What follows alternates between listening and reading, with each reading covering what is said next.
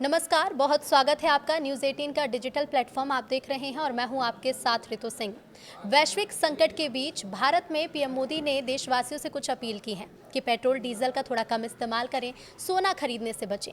लेकिन ऐसे में सभी जानना चाहते हैं कि इसका भविष्य क्या होगा, 2026 में भारत में क्या असर पड़ेगा।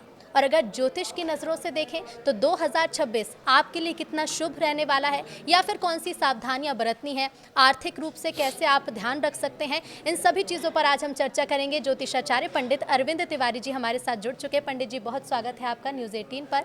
पंडित जी, भारत में अपील यही की गई है कि पेट्रोल डीजल का लोग कम इस्तेमाल करें, वर्क फ्रॉम होम की भी अपील पीएम मोदी ने की। इसके साथ ही साथ कई चीज़ों को लेकर सावधानी बरतने की अपील की है पीएम ने कि संयम बरते खर्चों पर। लेकिन 2026 में यानी कि मई के महीने के बाद से देश में ज्योतिष की नज़रों से आप क्या देख रहे हैं?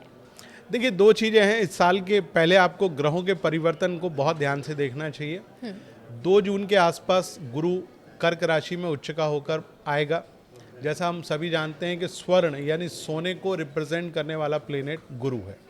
अच्छा, गुरु जब जब उच्चका होता है, सोना बहुत तेज़ी से महंगा होता है। तो आप देखेंगे कि 2 जून के बाद सोने में लगभग बहुत तेज़ी दिखाई देगी। आम भाषा में यदि कहें तो आग लगने वाली है।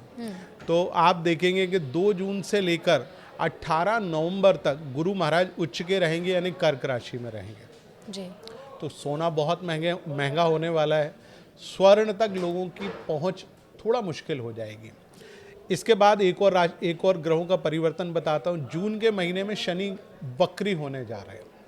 अच्छा, जब शनि वक्री होते हैं, चूंकि शनि क्रूड ऑयल यानी कच्चे तेल या पेट्रोल डीजल को भी रिप्रेजेंट करता है, कहीं ना कहीं आप देखेंगे जून के महीने के बाद पेट्रोल और डीजल के दामों में भी आग लगने वाली है।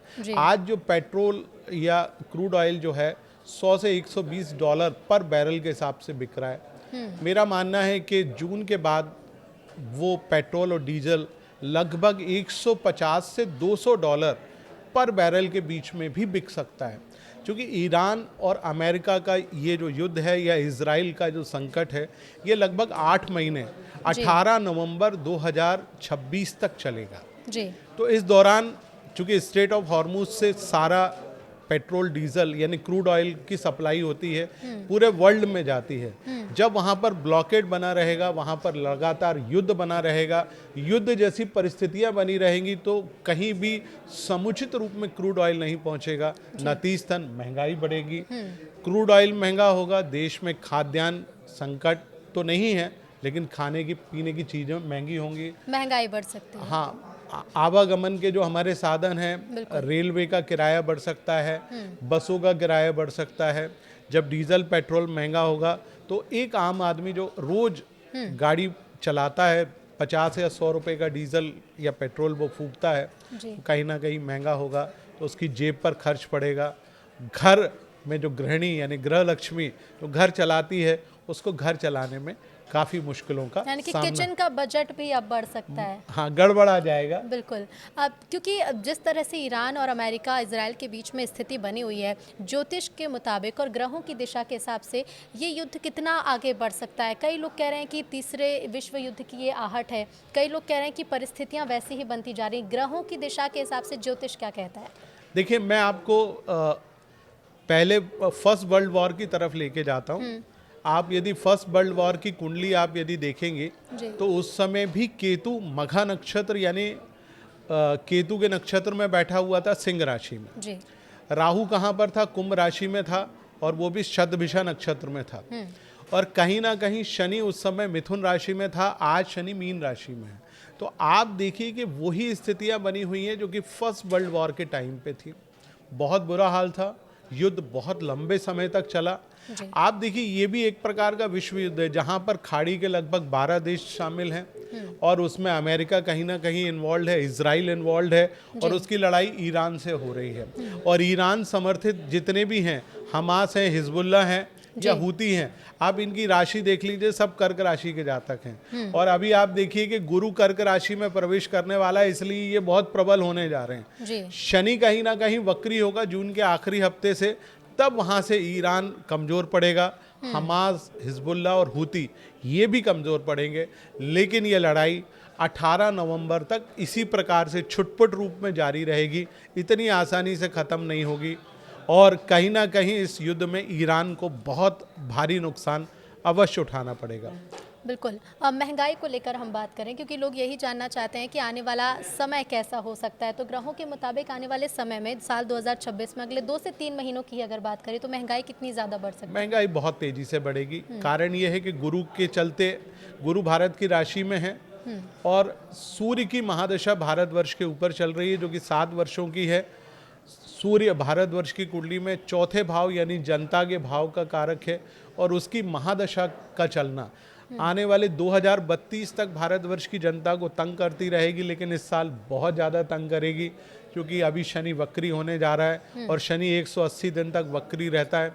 तो आप मान के चलिए कि जून से लेके नवंबर तक का जो समय है भारत की जनता को आर्थिक रूप से बेहद तंग करेगा। जी बिल्कुल। पंडित जी, महंगाई को लेकर तो हम बातें कर ही रहे हैं, लेकिन जो लोग भी निवेश करते हैं कि फिलहाल गोल्ड खरीदने के लिए तो अपील यही की गई कि अगले 1 साल लोग सोना ना खरीदें, लेकिन जो लोग सोने चांदी में निवेश करते हैं या फिर अन्य तरीकों से भी निवेश कर रहे हैं, उन्हें इस बार क्या ध्यान रखना है? जो अपील की गई है उसके बाद से निवेश करते समय किन चीज़ों का ध्यान रखना है? देखिए, निवेश की सबसे अच्छी धातु है, हालांकि हमारे देश के यशस्वी प्रधानमंत्री ने सोना खरीदने से मना किया हुआ है, लेकिन मैं तो ज्योतिष में सलाह देना चाहता हूँ कि यदि आपको सुरक्षित निवेश करना है तो आप सोने में निवेश कर लीजिए। सोना आप कहीं से परचेज कर लीजिए, क्योंकि आज सोना 1.5 लाख रुपए पर 10 ग्राम है या 1,60,000 रुपये 10 ग्राम है। तो 2028 में यही सोना 3,20,000 रुपये प्रति 10 ग्राम होगा। आप देखिएगा, और दिसंबर 2030 आते आते ये 4.5 लाख रुपए प्रति 10 ग्राम में बिकेगा। तो सोना अपने आप में सोना है जी।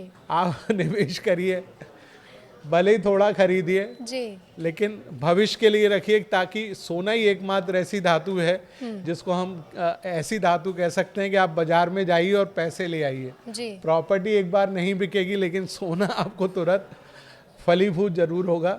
मैं देश के प्रधानमंत्री जी से क्षमा मांगते हुए लेकिन चलिए, जिन लोगों ने पहले से खरीद रखा है गोल्ड, वो तो खुश हो सकते हैं इस बात को सुनकर कि जिन्होंने पहले से निवेश कर दिया है उनके लिए आने वाला समय सोना ही सोना लेकर बिल्कुल सोना लेकर, चांदी ही चांदी कह सकते हैं ना? चांदी और सोना दोनों लेकर आएगा। जी। स्टॉक्स में भी कई लोग निवेश कर रहे हैं और महंगाई को लेकर जिस तरह से बातें निकलकर सामने आ रही है कि 2026 में महंगाई बढ़ सकती है, स्टॉक में निवेश करने वाले या फिर अलग अलग तरीकों से निवेश करने वाले लोग हैं। हालांकि पीएम ने भी कहा है कि लोग अलग अलग तरीके से, क्योंकि गोल्ड को भी आप डिजिटल तरीके पर खरीद सकते हैं, तो ऐसे में निवेशकों को ये अभी 2 से 3 महीने क्या रुकना चाहिए या फिर अभी निवेश के लिए अच्छा समय ग्रहों के हिसाब से?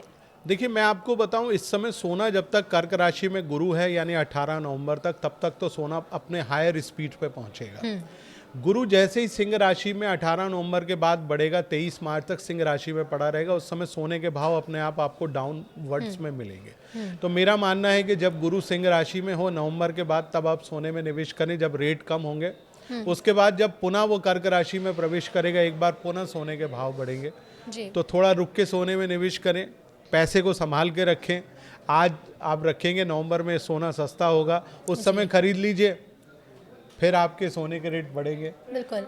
बीमारियों को लेकर क्या कहता है ज्योतिष पंडित जी, क्योंकि हंता वायरस ने भी दस्तक दे दिया। हालांकि बहुत अच्छी बात है कि भारत से वायरस अभी बहुत दूर है, लेकिन क्या किसी तरह की सावधानी या फिर किसी तरह का अंदेशा ग्रहों की स्थिति के हिसाब से बीमारियों को लेकर, ना सिर्फ हंता वायरस बल्कि आने वाले समय में किसी और बीमारी का अंदेशा? देखिए, 18 दिसंबर को राहु का ट्रांजिट होना है मकर राशि में जी, और केतु पहुंचेगा कर्क राशि में साल के अंत में। साल के अंत जी। और ये 18 महीने तक मकर और क्रमशः कर्क राशि में रहेगा। उन 18 महीने के दौरान कोई ना कोई बड़ा वायरस जरूर आएगा, क्योंकि वो ट्रांजिट करेगा धनु राशि की तरफ।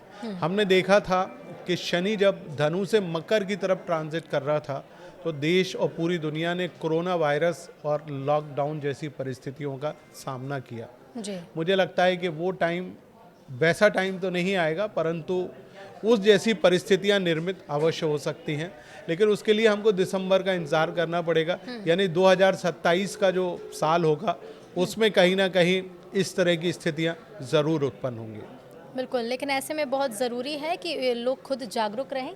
ग्रहों की दिशा जानना ज़रूरी है, ज्योतिष जानना भी ज़रूरी है और जो अपील की गई है उसका ध्यान रखें और खुद भी जागरूक रहें और जन सहयोग करें। बहुत शुक्रिया पंडित जी आपका हमसे जुड़ने के लिए, न्यूज़ 18 से बातचीत करने के लिए। नमस्कार। नमस्कार।